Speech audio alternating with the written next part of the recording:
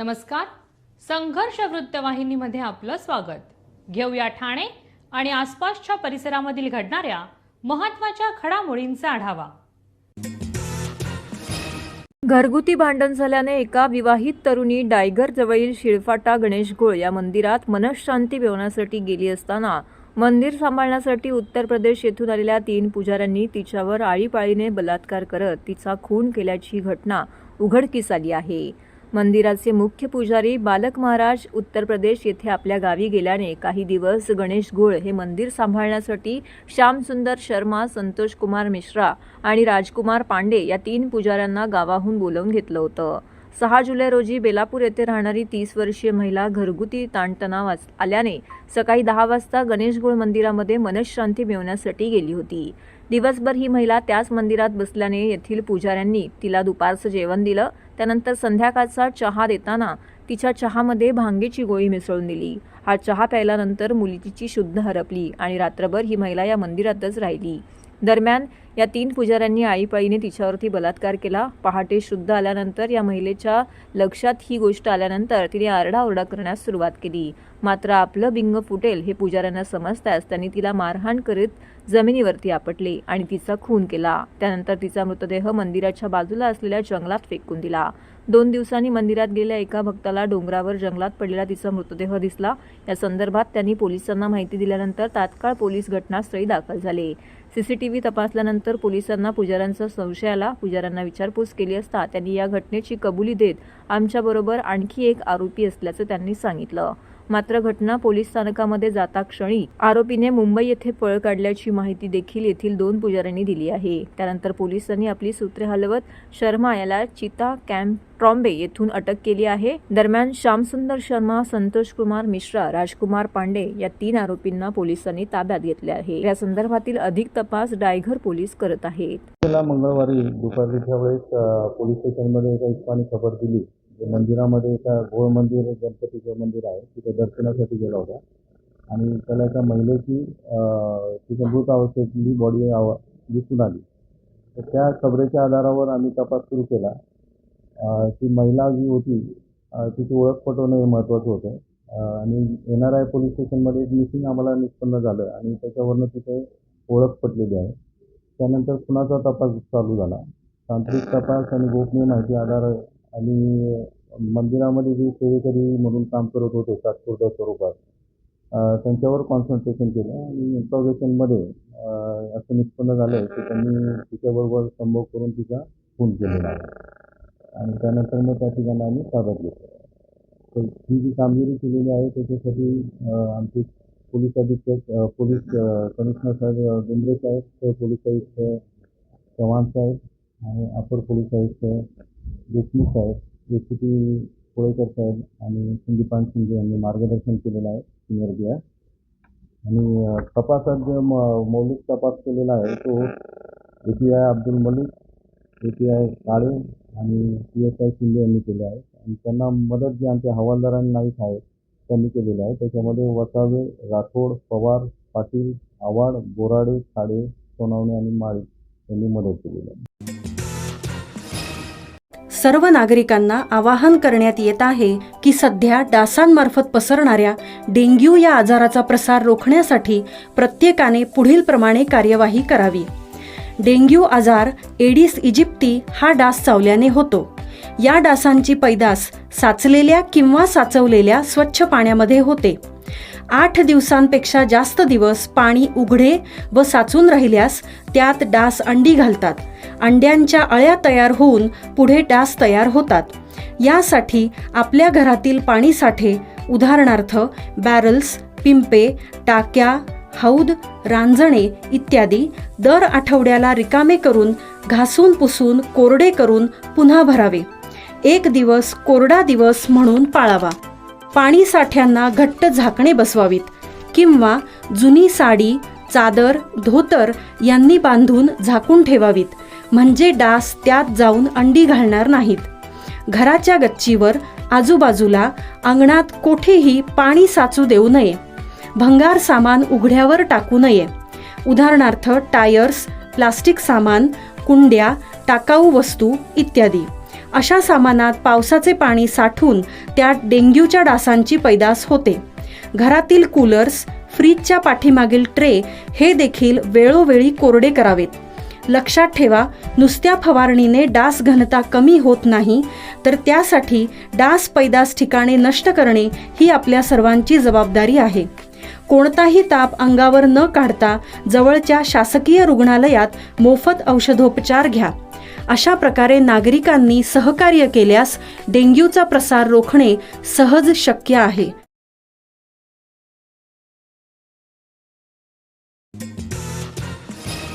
मुंबई नाशिक महामार्गावरील खड्डे व ब्रिजच्या सुरू असलेल्या कामांची पाहणी करून या मार्गावरील खड्डे तात्काळ बुजवण्याच्या सूचना जिल्हाधिकारी अशोक शिंगारे यांनी संबंधित ठेकेदारांना दिल्या आहेत. यावेळी पोलीस अधीक्षक डॉक्टर DS स्वामी, महामार्ग सुरक्षा पथकाचे पोलीस अधीक्षक मोहन पवार, भिवंडी उपविभागीय अधिकारी अमित सानप, वाहतूक विभागाचे उपायुक्त विनयकुमार राठोड, जिल्हा नियोजन अधिकारी वैभव कुलकर्णी, MMRDAचे कार्यकारी अभियंता श्री किस्ते तसेच संबंधित विभागाचे अधिकारी व कर्मचारी येथे उपस्थित होते. यावेळी जिल्हाधिकारी शिंगारे यांनी ब्रिजची प्रलंबित कामे तात्काळ पूर्ण करावीत. कामे पूर्ण करीत असताना वाहतूकची कोंडी होणार नाही याची काळजी घ्यावी अशा सूचनाही संबंधित अधिकाऱ्यांना दिल्या आहेत. TJSB सौर शक्ती कर्ज, गो ग्रीन, करा वीज बिलावर बचत. आकर्षक व्याजदर, 84 महिने परतफेड कालावधी, 80% लोन, व्यावसायिक आणि उद्योजकांकरता सुद्धा. अधिक माहितीसाठी तुमच्या जवळच्या शाखेला भेट द्या किंवा संपर्क साधा. 1800-223-466 आणि 1800-266-3466.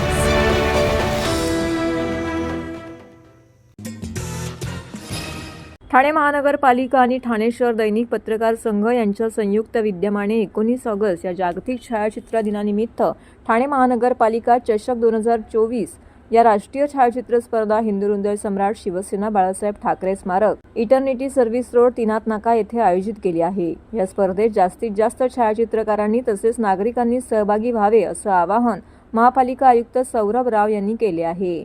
ठाणे महापालिका चषक 2024 या राष्ट्रीय छायाचित्र स्पर्धेची माहिती देण्याकरिता कैलासवासी नरेंद्र बल्लाळ सभागृहामध्ये पत्रकार परिषदेचे आयोजन करण्यात आले होते. या पत्रकार परिषदेस उपायुक्त उमेश बिरारी, उपायुक्त तथा क्रीडा अधिकारी मिनल पालांडे, ठाणे शहर दैनिक पत्रकार संघाचे अध्यक्ष आनंद कांबळे, सचिव निलेश पानमन, कार्याध्यक्ष विकास काटे, खजिनदार विभव भिरवटकर उपस्थित होते.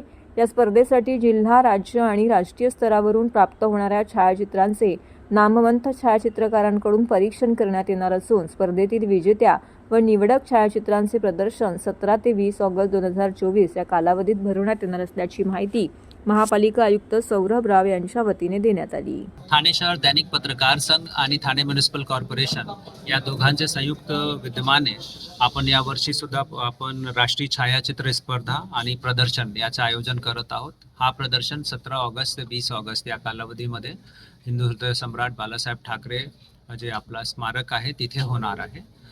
या प्रदर्शनामध्ये आपण एक आंतरराष्ट्रीय दर्जाची ज्युरी यांचा समावेश केला आहे, जे साधारणतः 300 विविध छायाचित्र आहे ते आयडेंटिफाय करणार आहे.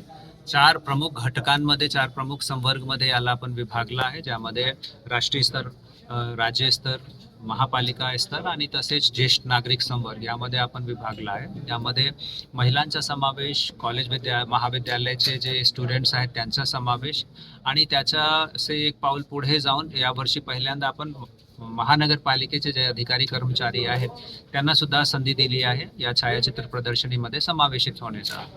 साधारणतः 25 लाख रुपयापर्यंतचा यामध्ये खर्च होणार आहे आणि 6,75,000 रुपये यामध्ये रोख पारितोषिक आपण विविध घटकांना आपण पारितोषिक म्हणून देणार आहे.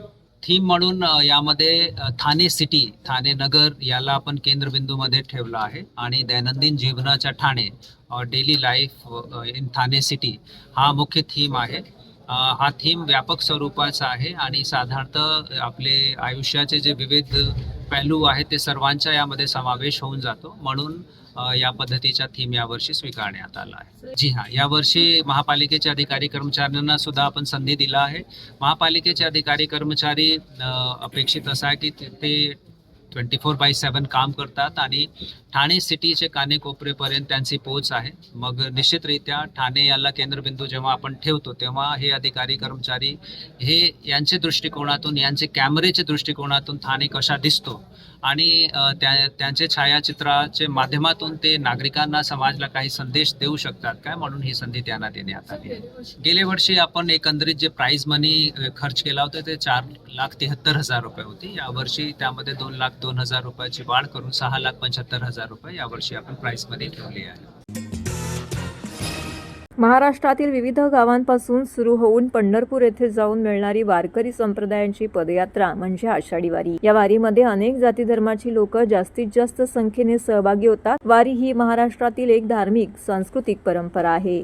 पंढरीचा वास, चंद्रभागे स्नान आणि दर्शन विठोबाचे या एका इच्छेपोटी वारकरी वारी चुकवत नाहीत, अशी भागवत संप्रदायाची धारणा आहे. अशा या पंढरपूर वारीमध्ये यंदा 40व्या वर्षामध्ये डॉक्टर विश्वास सपाटणेकर यांच्या नेतृत्वाखाली सह्याद्री मानव सेवा मंचचे शेकडो स्वयंसेवक व सेवाभावी डॉक्टर मंडळी आपली निस्वार्थ सेवा करतात. सालाबादप्रमाणे यंदाही डॉक्टर राजेश मडवी फाउंडेशनच्या वतीने डॉक्टर राजेश मडवी यांनी आपल्या संपूर्ण चमूसह नातेपुते येथील आरोग्य शिबिरामध्ये माऊलीच्या चरणी आपली सेवा अर्पण केली. या शिबिरामध्ये हजारांच्या वरती माऊलींना अंगदुखी, पायदुखी, सर्दी, पळसे, ताप, अतिसार, उच्च रक्तदाब, जुलाब अशा विविध आजारांवरती औषध उपचार, सलाईन, मलमपट्टी अशा प्रकारे इलाज करण्यात आला. त्याचबरोबर छोट्या शस्त्रक्रिया, टाके घालणे, पायदुखीसाठी तेल वगैरेने मसाज करणे अशा सेवा देखील देण्यात आल्या. यासाठी संस्थेच्या वतीने surgeon doctor Vishwas Sapatnekar, doctor Rajesh Madvi, doctor Beke, doctor Rao, doctor Bapat, Jyoti Hardikar, Ravindra Karadkar, Vinay Naphade, Nishikant Mahakal, Rajendra Shah, Uday Paulikar आणि इतर सेवेकरी येथे सेवा देत होते. नमस्कार, मी डॉक्टर राजेश मडवी, सह्याद्री मानव सेवा मंच चे आमचे अध्यक्ष डॉक्टर विश्वास सपाटणेकर यांच्या नेतृत्वाखाली पंढरपूरच्या वारकरी माऊलींसाठी दरवर्षी आरोग्याचं मोठं शिबिर आयोजित करण्यात येतं. हे 40वावं वर्ष आहे आणि जो रूट माऊलीचा आहे, दिवे घाटापासून सुरू करून फलटण, नातेपुते, माळशिरस असा हा जो रूट आहे त्या सर्व ठिकाणी हा कॅम्प घेतला जातो आणि अंदाजे 50 ते 60 स्वयंसेवकांचा आणि त्याच्या डॉक्टरांचा त्याच्यात समावेश आहे. ते सर्व सेवा देतात आणि एक टेम्पो भरून औषधं नेली जातात आणि तिथे आपल्या ठाणा आणि इतर भागातले मुंबई, डोंबिवली अशाकडचे स्वयंसेवक स्वतःहून सेवेला येतात. हे जवळजवळ 15 ते 20 दिवस ही सेवा चालू असते. तर हा आजचा कॅम्प नातेपुते येथे संपन्न झाला आणि तिथे वारकरी माऊलींची, मला वाटतं 1000पेक्षा अधिक असते, त्यांना सेवा देण्यात आली. खरंच त्याच्यात इतकं समाधान आहे. त्याच्यात अंगदुखी, पायदुखी, खोकला, सर्दी, ताप, कोणाला लागला असेल तर ते जखमा, या सर्वांची काळजी घेतली गेली. त्यांना औषधोपचार दिला गेला. जे अशक्त असतील त्यांना सलाईन लावण्यात आलं. ज्यांना जखमा असेल त्या जखमांना पट्टी लावण्यात आली. जे माऊली चालतात त्यांच्या पायाला तेल लावून मसाज केलं गेलं. तसं अगदीच आमचे सर काही छोट्या शस्त्रक्रिया पण सरांनी तिथे केलेल्या. अशी ही सेवा या पंढरपूरच्या वारीत आमच्याकडून घडते. ही खरंच त्या पांडुरंगाची इच्छा आहे आणि आम्ही शतशः त्या पांडुरंगाचे ऋणी आहोत. तर हे होतं संघर्ष वृत्तवाहिनीचं आजचं बातमीपत्र. उद्या पुन्हा भेटू याच वेळी याच ठिकाणी ताज्या घडामोडींसह. तोपर्यंत नमस्कार.